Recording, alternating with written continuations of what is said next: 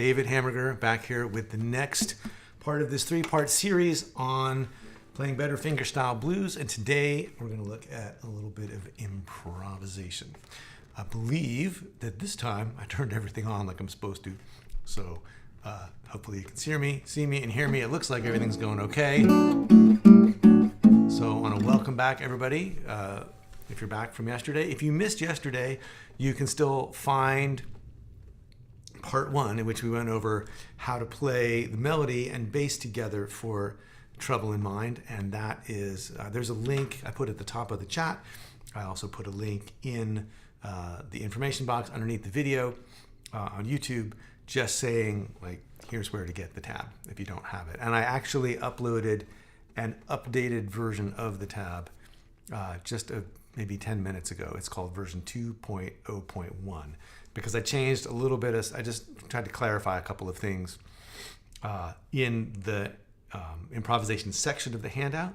And so the updated version of that, if you printed it out earlier than 10 minutes ago and you're following along with like something you printed out, you may notice that some of the labels for some of the licks and stuff we're looking at are a little bit different, and you can get it to match by downloading the latest version.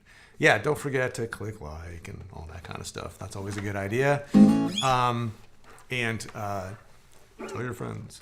But mostly just stay tuned, and we're gonna go over some ideas that I mentioned in this morning's newsletter about something I call modular improvisation. And the idea here is that you don't have to look at improvising as a completely blank canvas. And in fact, if you look at improvising as putting phrases and licks together that you already know, it's a lot less stressful and a lot more musical. So yeah, we're gonna look at basically what scale to use over this tune and what those notes mean. But if you're in the middle of a chorus of soloing, thinking about one note at a time and whether it's in the scale and how to use it, the whole thing's going to be over before you even have started. I speak from experience. So you got to have a vocabulary, and there is nothing wrong with starting to improvise, thinking of starting to improvise as basically the process of collecting a vocabulary, not just what notes to play, but how to play them, rhythmically and musically, and also how to put them together. How does one lick lead into the next lick? That's what a lot of the nuts and bolts of improvising are. And you can't really expect yourself to just magically know that. It's something that you have to learn, whether you learn it intuitively from listening to hundreds of records, or whether you learn it like this from someone just saying, hey, it goes like this and it goes like that. I was in a workshop with Duke Robillard one time at the National Guitar Workshop, and I was teaching this class on swing and jump blues, and he was the guest for 2 days. And so we had like 8 or 9 of us had Duke all to ourselves for like 4 or 5 hours a day, and he would just play example. He's a great teacher, and he would show these. He would be like, well, what about Tiny Grimes? Oh, well, here's the entire solo from Blue Harlem that I memorized when I was 17 or whatever. And then he would break down like what Tiny was doing and all these different things. And, someone asked him, he said, Duke, like, how did you learn to improvise? And I hope he won't mind my repeating the story. He basically just said, well, there was a period in my life when I basically sat around in my house listening to records and smoking pot for 11 or 12 hours a day. And then I would go out at night and play my gig. And I'm not endorsing that necessarily as a study program, but his point was when he got up to play, he had this vocabulary in his head from listening to hours and hours and hours of his favorite musicians, whether that was, Lightnin' Hopkins or Buck Clayton or B.B. King or, Ben Webster, whoever it was. He just had amassed the sound of what that music was supposed to sound like. So what we're going to do right now is just look at how blues is phrased, what kinds of rhythms and phrases blues musicians play. We're just going to learn a few of them because there's just 4 or 5 very specific ones you need to know. And then we'll look at how that turns scales into phrases and licks. And then we'll look at the logic of, how to put licks together in a way that's musical. And one of the secrets is it's basically based on the melody. It's based on thinking about how the melody's played and then creating phrases and solos that reflect the logic of the melody. And that's what makes it sound musical. It makes it sound good. So let me pull up the tab for today's lesson. And let me make sure that I continue to have this chat window over here. Just doing a little housekeeping for myself. I want to be able to see the chat and see the tab and make sure everything stays cool. So here we go. Oh, yeah, we got to start here. Okay. So I'm going to go like this. And like this. There we go. Okay. So y'all should have the notation up on your screen. And one of the other improvisation lessons that I learned early on came from a pianist and composer and arranger named Bill Dobbins. And when I was, yes, you can discard yesterday's tab for today's. You can also, the notes are all the same. It's just some of the notations that I put up have changed a little bit, and there's really not many of them. So you have no problem, should have no problem following along today. But if you want to download the latest one, do it now. You can do it later. I'm trying to get rid of these little silly blue lines down at the bottom. Go away. There we go. So one of the most profound lessons about improvisation I got came from this guy, Bill Dobbins. I was taking an arranging class in the summer at Eastman when I was maybe 20. And I was in way over my head. But I really wanted to learn how to arrange and write for horns and all that stuff. And so I took this class, which most of it didn't make any sense to me until much, much later, if it did at all.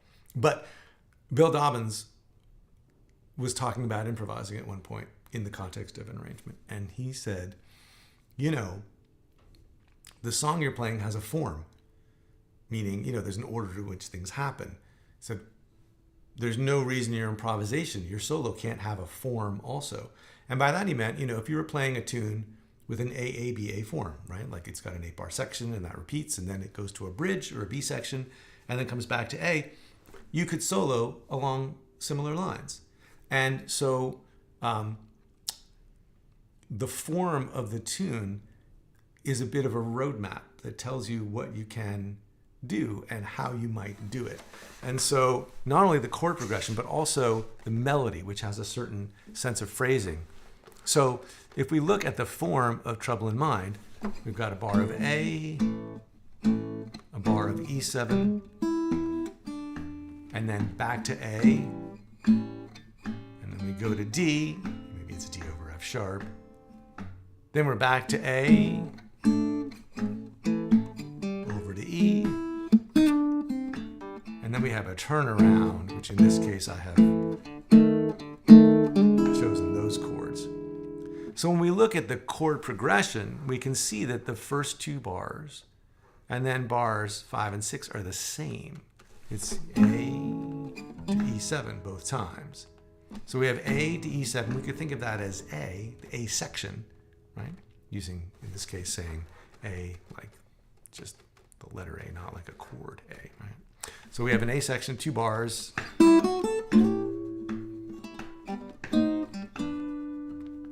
Then our B section is we're going to A and D. And then we get back to the original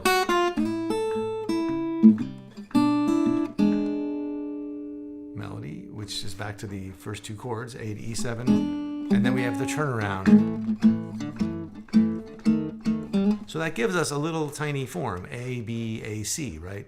The first thing, something different, go back to the first thing, chord-wise, and then do a third thing at the end.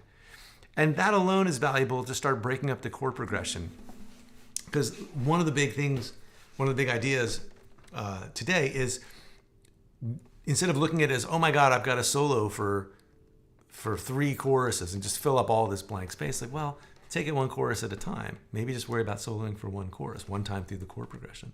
And then within that, you got, well, I got a couple of bars, and then I got a couple of different bars. Then I come back to the same kind of bar thing here, and then I got a third thing that could happen.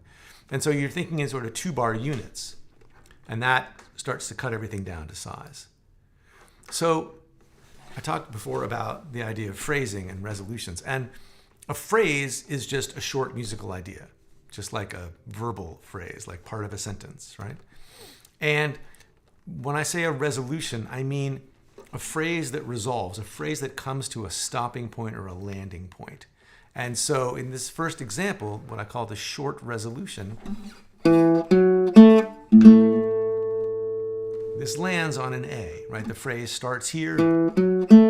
And if you look at the way that it's notated, these notes are happening towards the end of one bar, coming into the next bar. So if you counted it, you'd have 1 and 2 and 3 and 4 and 1.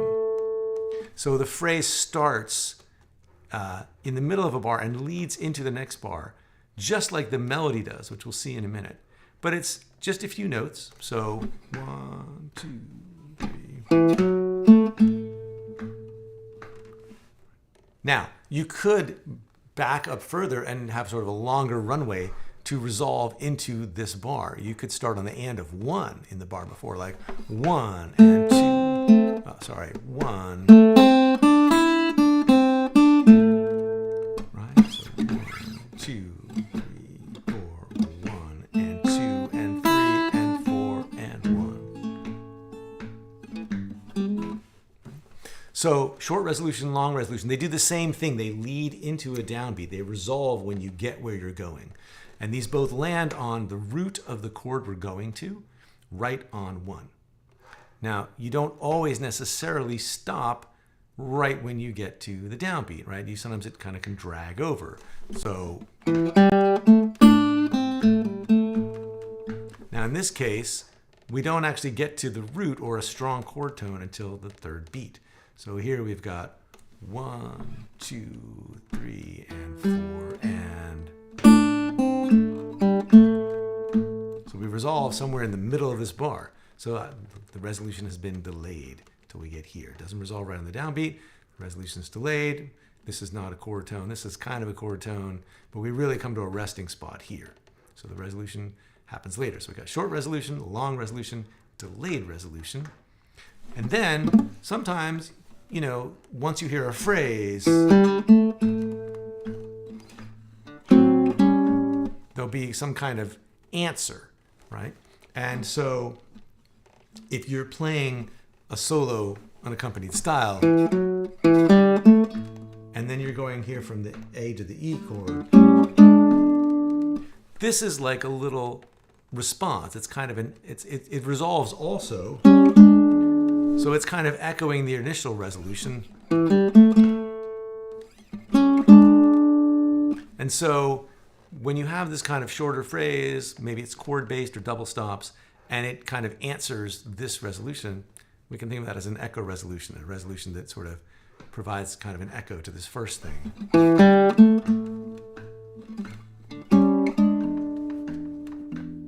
And finally, sometimes you don't resolve into the next bar, but you just resolve inside the bar. So that's an internal resolution, happens inside the bar. So here we have, so right on the downbeat, 2, 3, 4, 1, 2, and 3, and there you are. So that can happen, you could have a whole solo built out of things that just happen inside the bar. But let's look now at what happens in the tune itself. So here is the melody. Here's the fundamental arrangement we did yesterday. And now we can look at it in terms of the phrasing. We can say, okay, well,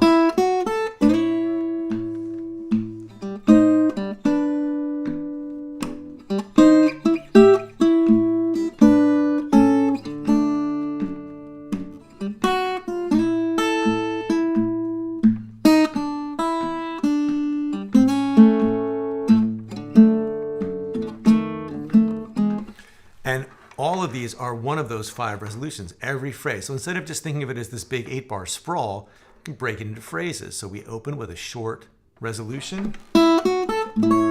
Hey, we just landed on the downbeat of the first bar. And then we have a little echo resolution, or a short, you could think of this as a short resolution or an echo resolution. Because it's still the melody and not a fill, maybe it's better thought of as a very short resolution as opposed to an echo resolution. But here we go. So here's our first phrase. And then we have another, again, lands on the downbeat of the next bar.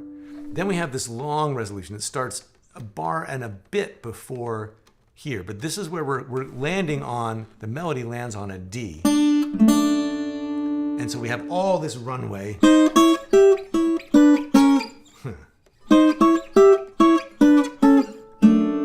So you can hear that all of that, its whole purpose, the purpose of this melody is to take you here. So it's all a big lead up to that next resolution point, or that next downbeat.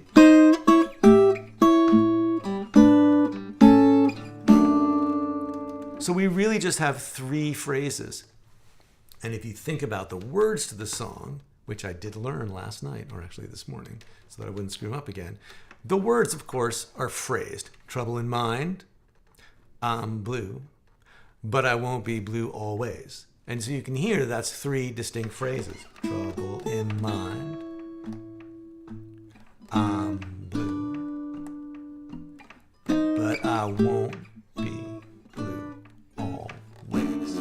And the important thing about that is that thinking in terms of phrasing means that you play more musically, and you think more about the way the notes get tied together. If you're thinking of it as a phrase, you won't stop in the middle. Right? You'll try to make it flow. You know, and that's what your ear will draw you to, and you'll, on some level, consciously or subconsciously, start to practice in terms of making that whole phrase run together. Then we have this next phrase. And look, it doesn't really end until we get here. So it's a delayed resolution. It starts at the end of this bar. And then we get to here, but really, da-da-da, that's where we get to. Because that's actually how, you know, that's what the logic of the words do too. Because the sun's gonna shine. And then we have this longer phrase. And there's another long resolution. It starts here and da da da da da da da da. It takes us here to the root of A. And those 2 ideas kind of go together, right? Because if you think about what the words are doing, because the sun's going to shine in my back door someday. That's one thought, but it's broken up with a little bit of a breath, metaphorically and literally.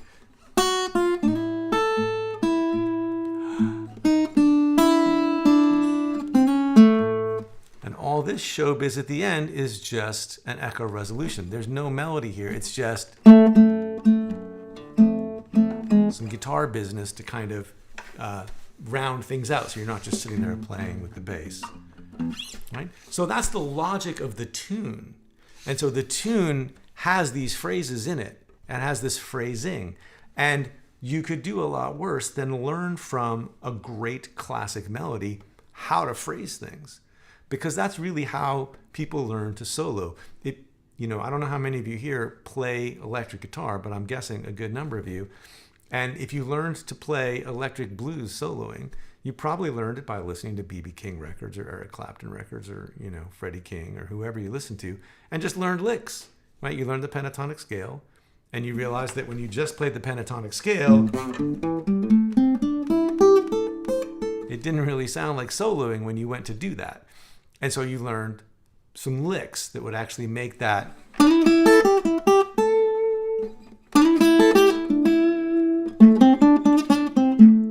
some phrases, right?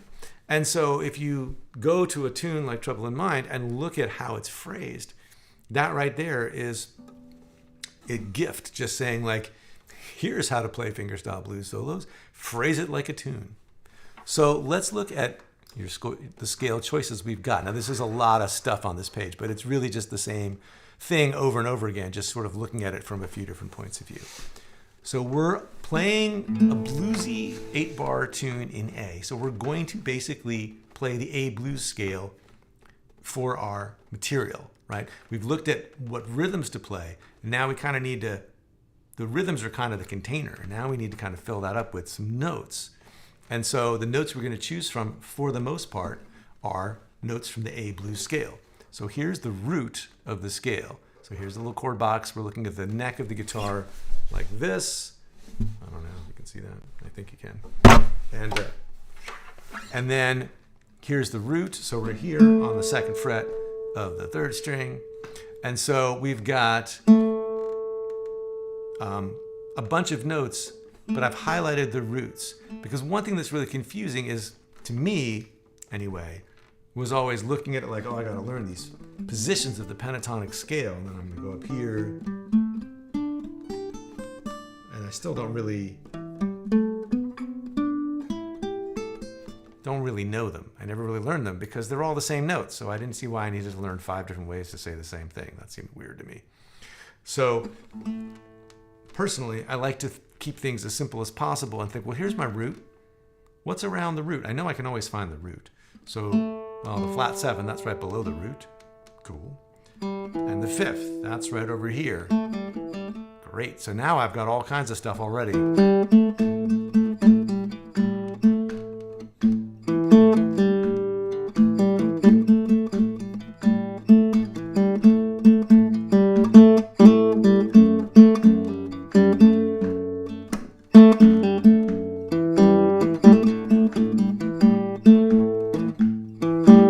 A lot of music in those 3 notes.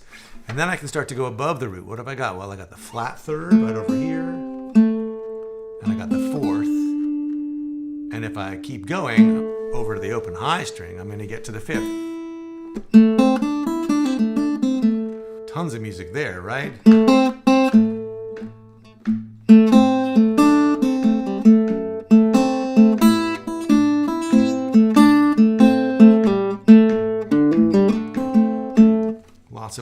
Lots of choices. And so this is just filling out the rest of the scale. Of course, you can get the 5th up here, which is more of like the Lightning Hopkins thing, to play the 5th here and then the flat 7 over here, and then the root up here. So you've got this whole little zone up here. Again, tons of music. And what's great is that these 3 notes are the same as these 3 notes, just an octave away. So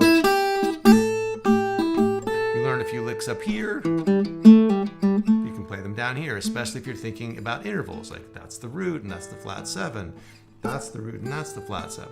So it kind of collapses the whole thing down into this nice little compact thing. And then of course we have the flat 5 connecting up the 4 and the 5, and that note is what turns it from a minor pentatonic scale into a minor blues scale, having the flat 5 in there. So we got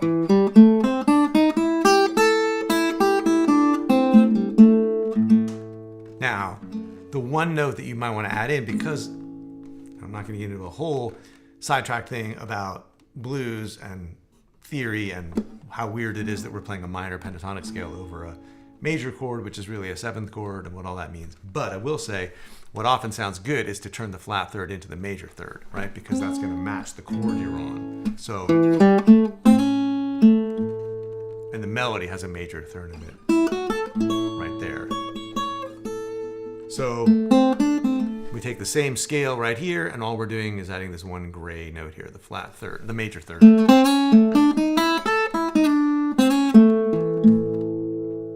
So now if we go to the E chord, right, what's going on? These same notes, if we keep these same notes, but just say, well, now we're on E, so let's put the root over here. Now we have all the same blues scale notes, still the A blues scale, but I'm just thinking of it in terms of E as my reference point.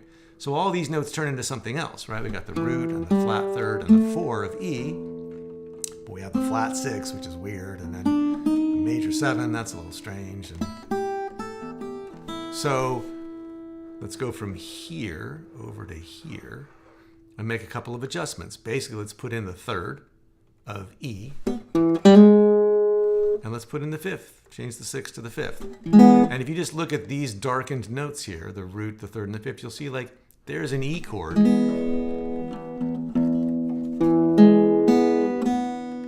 out of tune E chord, but an E chord nonetheless.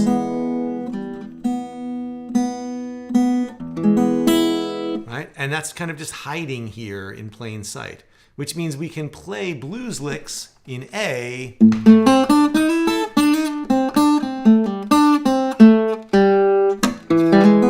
and resolve them to a chord tone of E if we want to. And finally, if we look at these notes over D, again, same A blues scale, the notes mean something completely different when you change this, when you change the root to D. But if you look over here, we're just going to add in the third of D. And now, if we have a F sharp holding down the bass, we can play a lot of bluesy stuff. Make sure that we land on a D and it sounds like it's resolved to a D chord. So the moral of the story here is just we're going to use the A blues scale, but when we're on an A chord, we're going to try to grab some of these major thirds. When we're on an E chord, we're going to try to grab some of these major thirds of E. When we're on a D chord, you want to try to grab some of these thirds, major thirds of D. So what I've done now is I've just written out a few solos using these 5 kinds of phrases. And I'm just going to walk through them. I don't expect you to, sit and learn them on the fly, but I want you to just take a look at them and in terms of the phrasing and how they take some very basic information like the blues scale and a couple of chord fragments and turn them into solos by using phrases. And then maybe we'll look a little bit at how you can kind of break this stuff apart and mix and match it if you want to. So, good question from Mike. How do we know which notes to bend? Guess what? Acoustic guitar players playing fingerstyle blues often do not bend, certainly not to the extent that electric guitar players do. The whole idiom is not really based on bending the way electric soloing is. It's based on hammer-ons, pull-offs, slides, and the occasional quarter tone bend, meaning bending not, like if you're on this note and you're on an E chord, right? That's the flat third of E. There's the major third of E. What a lot of fingerstyle blues guitar players do is they bend towards the major third, but never quite get there, right? It's not, that would be the major third, right? A full half step bend. The quarter tone bend is half of a half step, right? So it's bending towards the third, but you don't actually get there. Because if you did this is like the classic, like a railroad lick, right? You got the fifth on top and the flat third here, and you're bending, right? Like Ry Cooder at the beginning of the Paradise and Lunch record, and he's actually in drop D a whole step down, but that sound,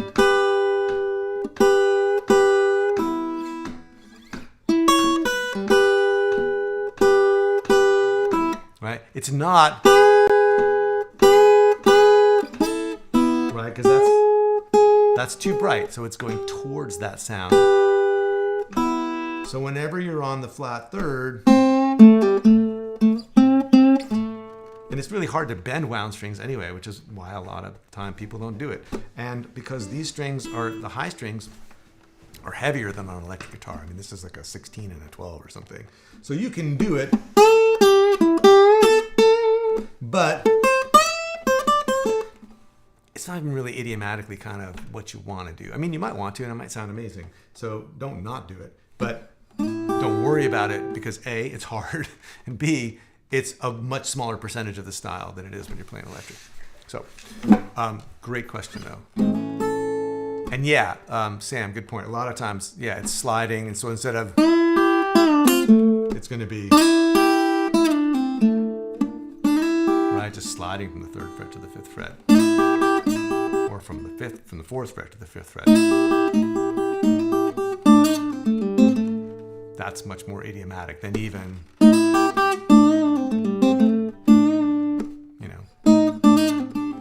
at least to me. Your mileage may vary wildly. Okay, so let's look at these solos just a little bit. So here's an example of a kind of solo that just uses, we got a short phrase, short resolution, we got an echo resolution, we got a long resolution, a delayed resolution, a long resolution, and an echo resolution. This first solo is based entirely on the phrasing of the original melody. So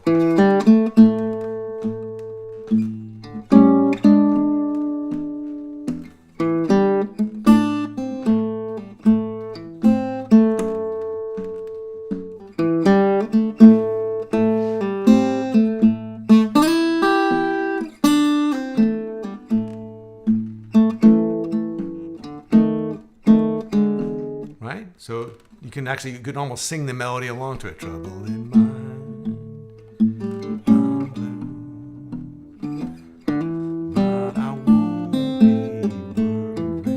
worried. It's really hard to do, but that'd be a good party trick if I ever work it out, or if you do. But anyway, it follows the same phrasing. So short phrase,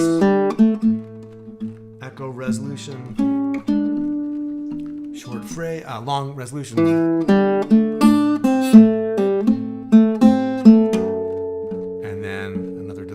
Resolution. So we end up resolving here. And then a long resolution. And then an echo.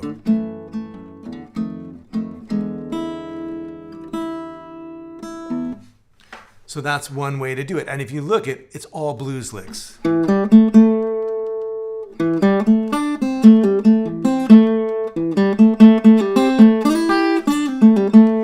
Just the A blues scale the whole way through. And it's just that the phrases land on, look, I'm landing on the root of A here, I'm landing on the root of D, I'm landing on the fifth of D here. This is landing on the root of A, and then this is coming back to the root of A, just playing a blues lick over the E chord. So very simple material, just very specific phrasing. Here's another way to do it. So let me just play through it first.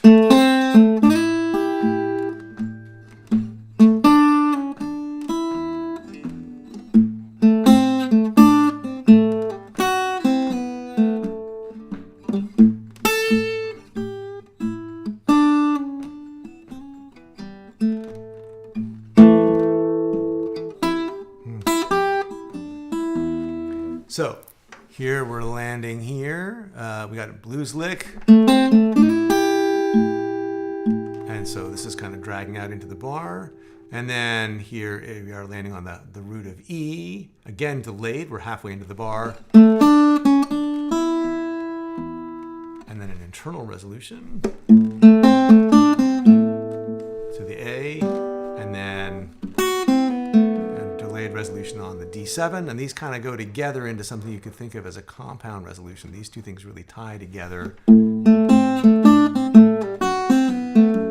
names are not so important. It's just to see what's going on here, that the phrases are each resolving, and they're built out of these very simple materials, these blues licks. And then here's an internal resolution. It just happens within the bar. And then a long resolution.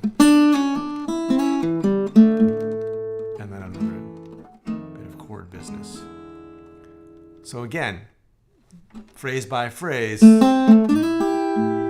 that's a cool lick. And then here's a nice long one. You know, once you learn this lick, you can always use it. It'll always take you, from the A to the D chord. And then here's just one more example. Some internal resolutions, some delayed resolutions, a lot of delayed resolutions, really. So here we go. And again, it's just the blues scale.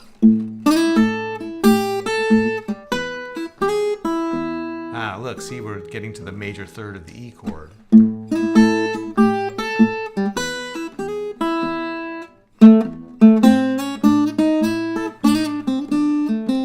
Right, so just slides and pull-offs as opposed to bends.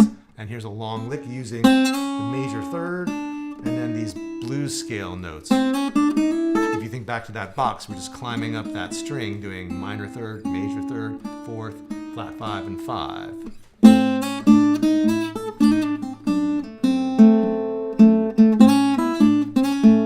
Again, blues licks, but I'm using the major third because I'm on the A chord.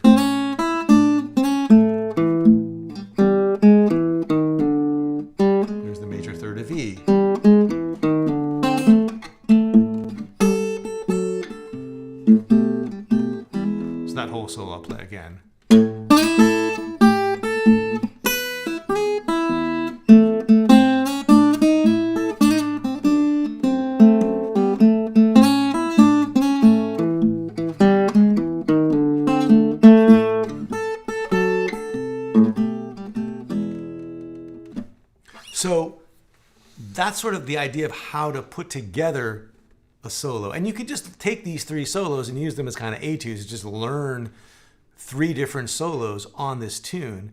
But then you do at some point want to be able to break it apart into its pieces. And so those licks become part of your vocabulary, because it's obviously kind of antithetical to the idea of improvising to just play memorized solos. So I'm not going to go through all of this here in the lesson, but it's all written out for you to check out. The first thing to do is start splitting it up line by line. So if you learned the first chorus, take the first line of the first chorus, the first 4 bars, and then try to run that into the, say, the third chorus for the second line, right? So you learned this.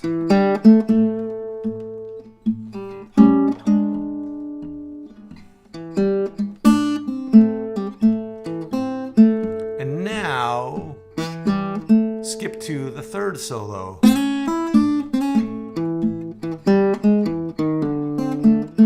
Now you've got a new thing because you've mixed and matched. And so I wrote out a few examples of those, which you can read through. And then the next step is to start breaking things up within the line. So if you have chorus 3, line 1,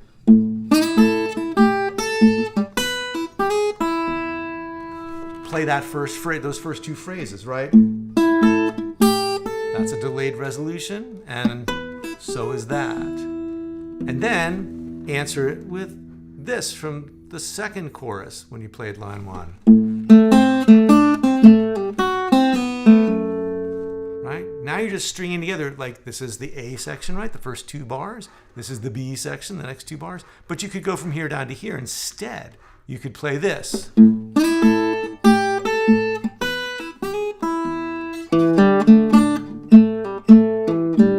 Oh, I have to play it right though.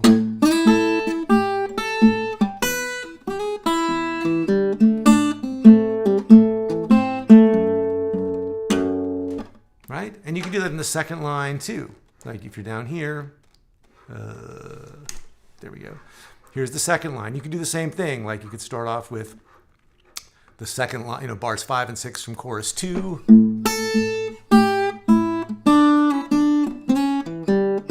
And then end it with this turnaround. Or you could end it with this one. So you could play here.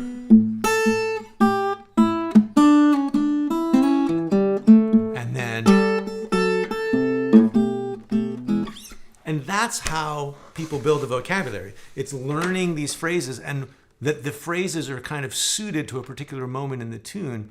But then if you have 2 or 3 ways to play the first 2 bars, and you have 2 or 3 ways to play the next couple bars, and 2 or 3 ways to play bars 5 and 6, and 2 or 3 ways to play bars 7 and 8, we've done the math in the membership. It's something like 81 ways to play through the chorus.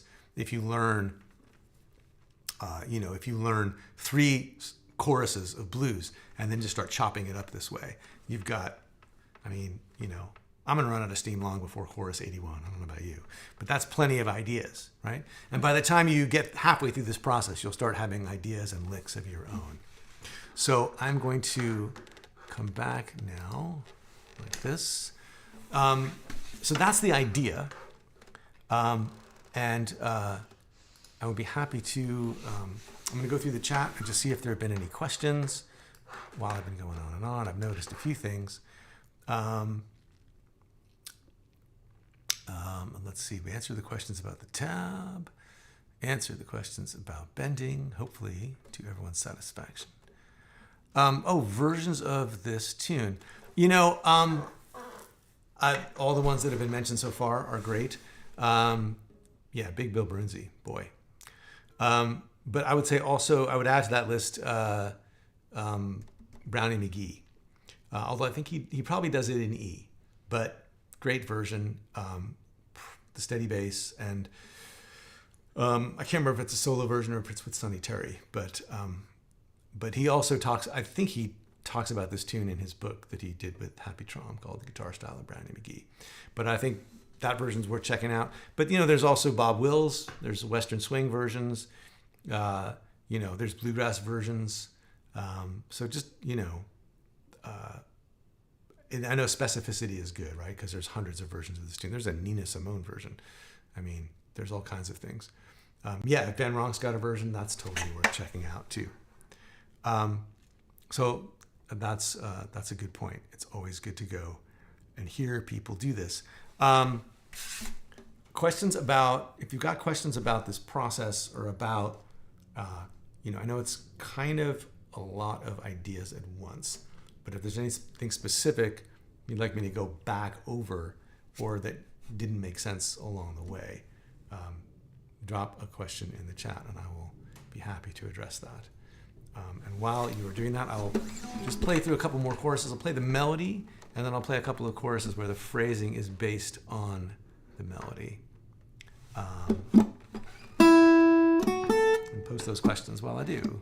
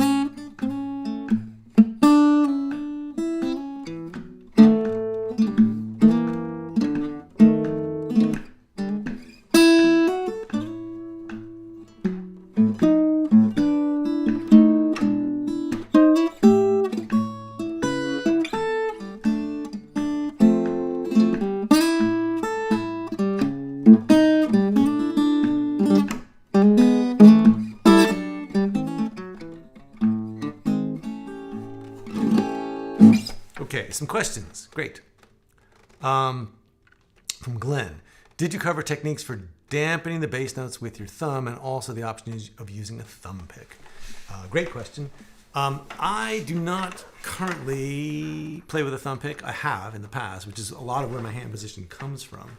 And so I do like to do palm muting with this part of my hand resting right where the strings meet the bridge. And you can just kind of slide forward and it gets really dry and thumpy and not a lot of bass at all. And you can pull back so far that you're kind of not damping at all. So you want to just kind of slide back and forth, find that sweet spot where you're getting enough fundamental bass note, but it's not ringing out. Because what you really want to do is create this contrast between the melody ringing out and the bass being kind of thumpier and drier. That's my aesthetic anyway. If you leave the bass wide open, I don't think it sounds as cool. It doesn't sound as much like bass. It doesn't sound like two separate things, and that's kind of what I'm personally going for. But if you're going to play with the thumb pick, that hand position, that damped position will work really well. And so the thumb pick is totally cool. If that's your thing, it'll work either way. Okay, great question from Brian here. One thing I have trouble with is left-hand placement. Even though you play pieces of chords, do you always think of your hand holding chords or visualizing the full chord?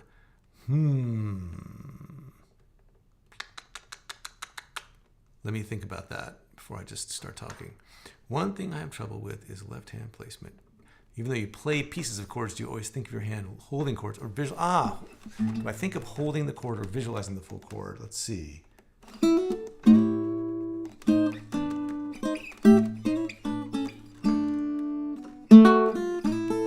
When I'm playing the melody, I'm certainly thinking in terms of these chord fragments, and I tend to visualize the chords as being on the top three strings when I'm playing a melody. So,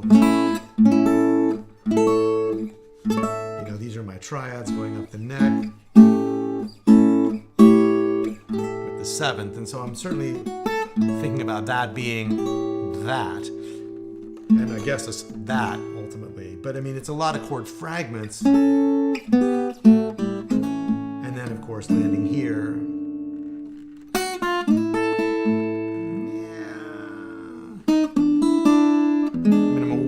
Of what's going on underneath, that this would be an E shape and all of that, even though I'm only playing this note.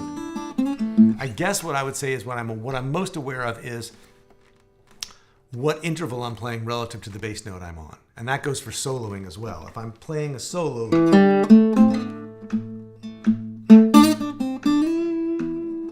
I'm thinking, to the extent that I am thinking, I am aware of the fact that this is the fifth, the flat 7 and the root of A.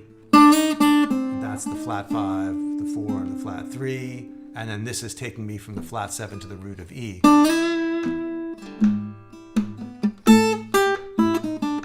I'm aware that this is the root, and I'm coming down, and that the scale is spelling out the root, flat 7, 5, flat 5, 4. I mean, I'm not literally going through that in my head, but there comes a point where there's this kind of, you're just kind of simultaneously aware of what it feels like, what it sounds like, and what it actually is. And if you want to start acquiring that, you can basically start looking at things like that page of chord boxes and just go, okay, well, this is the root, this is the flat 3rd, this is the 4th, this is the 5th. And you can just say the intervals as you're playing them. Flat 3, root, flat 7, root, flat 5, 5, flat 7, root, flat 3, 5, flat 3, root, flat 7, 5, flat 5, 4, flat 3, root, flat 7 of D, 5th, root of D, 5th, 9, root, 9, 5, root 5, flat 7. You know, it's just slowly just pouring that information into your head by simultaneously playing it, hearing it, saying what it is, like just connecting up what the reality of the fingerboard with your conscious, like, thinking part of your brain until those things kind of merge, so you're not thinking while you're playing. A very unsatisfying answer, I know, because nobody wants to hear, like, it's so frustrating to hear someone say, well, I'm not really thinking about it, but I know it already. But that's kind of what happens. And that's one way to start pouring that information into your head. Okay. From Mike, these questions are great, by the way. I've always sung this tune in G, but transposing into G is tough for the bass notes. Yes, it is. Should I transpose into E and capo at 3? I would probably do that. Yeah, I was messing around with this because A is a terrible key for me to sing this in. E is way better. But I realized that you don't, with a blues, you maybe don't have to sing the melody as long as you've got the phrasing and the words right. So even though this is too low or too high for me, I either have to sing trouble in mind, I'm blue, which is really low, or trouble in mind, I'm blue, which is definitely challenging to keep a straight face while I do. Trouble in mind, I'm blue, but I won't be blue always. Now this part I can sing in the right register. Because the sun's gonna shine in my back door someday, right?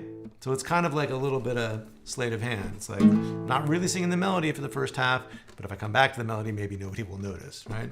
I'm going down to the, gonna lay my head. I don't remember what the words, I wrote them out for myself, but I can just stick with that first verse to make it work.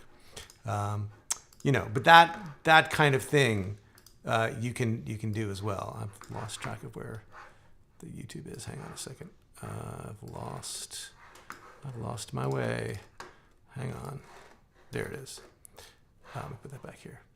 Lost the comments for a second. Yeah. So, you could, but yes, of course, you could certainly capo it and play it in E, and it lies great in E. Trouble in mind. That's actually even worse for me, personally. I'm blue, but I won't be blue always. right? That's not going to happen. But trouble in mind, I'm blue, but I won't be blue always, right? I mean, you know blues licks, so you just sing like it's blues phrases, and you can probably get away with just about anything. So I hope that helps. Okay. Oh, I hope I'm pronouncing this, Itchak. From Itchak. Itchak. Should we break it down bar by bar or note by note? Well, you know, if you go back and watch yesterday, I talked about this process of isolating the bass and isolating the melody and then bringing them back together. Once you've brought them back together, you know, I would say probably do it, you know, a bar at a time, 2 bars at a time. And if you're talking about learning the solos, you can learn the solos the same way. Use that same horizontal 3-step idea I talked about yesterday. And just work out the bass, where the bass is going throughout the solo. And then work out what the melody's doing. And then start putting those together, lining up where you're pinching, where the melody and the bass are lining up, and where you're playing syncopations in between. And that would work just as well for learning a solo or learning licks as it would for learning the melody. My buddy Brett is on here. Hey, Brett. Thanks for showing up. What a great feel. Why, thank you. That's what friends are for. By it, this is a follow-up from Itchak. By it, I mean each phrase. Yeah, I mean, I would just try to learn the melody. Like, you know, one of those licks. So if it's something like a lick like that, right? Just learn the melody first, learn the lick. And then try to line it up with the bass is doing this. Right? So now we've got the lick. We're playing with the fingers. We got the bass going like this. And then we're going to look at where are we pinching and where are we playing on the ands.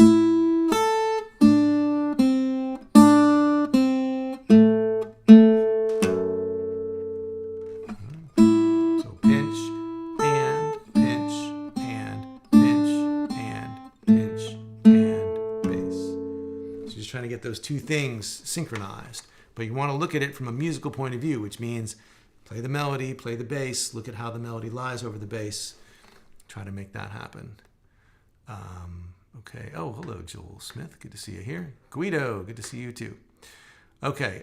From Glenn, what is the best way to utilize reading both tablature in conjunction with reading the actual music notation, and if there's any advantage in being able to read both?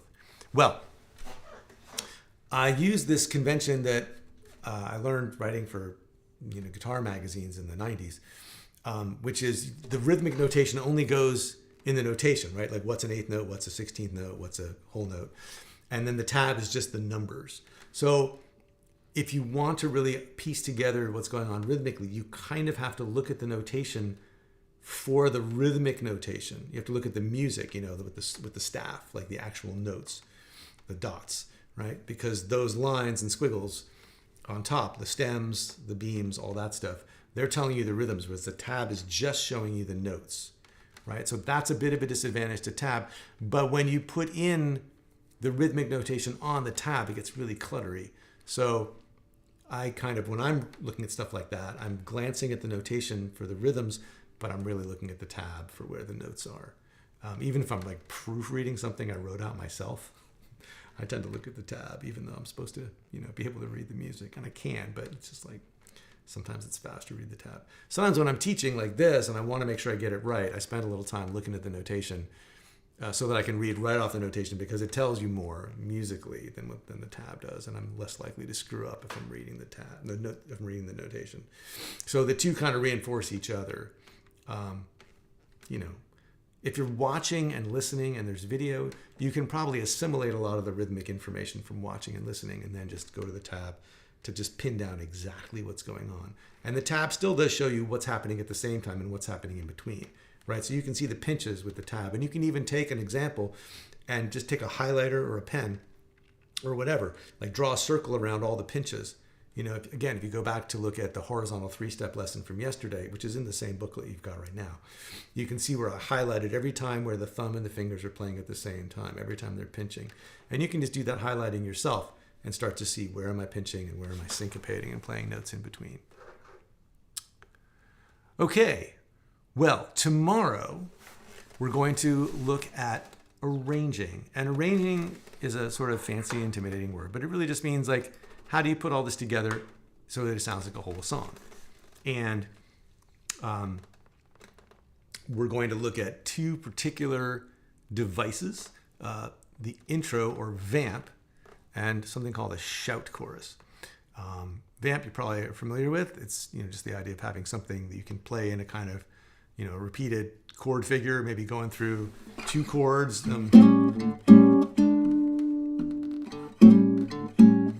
Or maybe a chord cycle.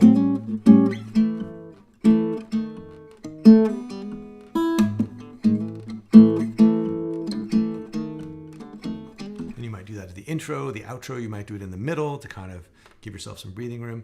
A shout chorus is something that comes from 30s and 40s big band music, and on the guitar I just use it to mean like a prearranged riff or chord kind of thing. So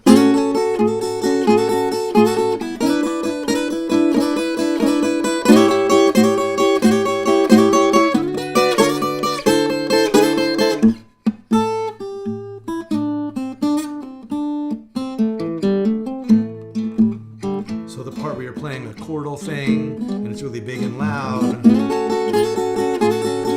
Providing some contrast to the single note playing.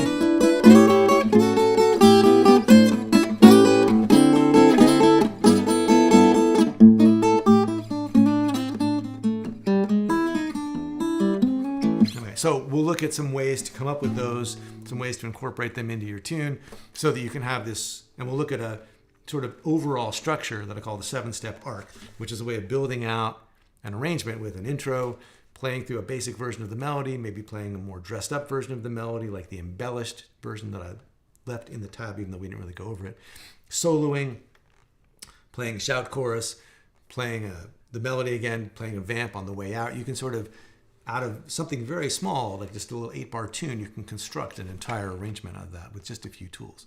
So that's what we're going to look at tomorrow. In the meantime, if you have questions about any of this, leave them in the chat below, or leave them in the comments below today's video, and I can always try to get to them tomorrow. Okay, a couple more comments here from John.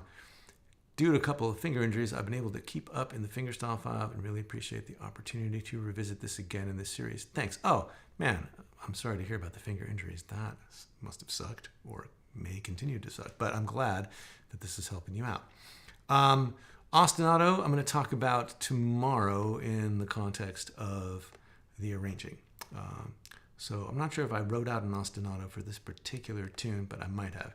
And if I didn't, I can always talk about it. So feel free to bring that up again. Okay, well, I'm going to just play through a little bit more of the tune. And if you've got comments, leave them in the chat while I play us out of here. And we'll be back. Tomorrow is an hour earlier, since it's Saturday. We're going to do 10:30 Central Time. I'm going to talk about arranging and putting the tune together. And, even if this improvisation stuff seems a little beyond you right now, do come back I want to encourage you to do the arranging lesson as well, because if you're more like interested in like learning to sing the tune and sort of put the arrangement together around that, having these arranging tools like vamps and shout choruses will really help. And again, if you're not at the point where you're ready to start mixing and matching and pulling apart and putting together licks, just learning some arranging tools can help you build out something complete, even if you're not ready to improvise. So I encourage you to come tomorrow. And if you're watching this on replay, don't forget to download the tab, which covers all the material for tomorrow as well. So if you want to get a jump on what we're going to be doing tomorrow, you can go ahead and read through the arranging material at the link that I provided already. So thanks for being here, and I'll see you tomorrow.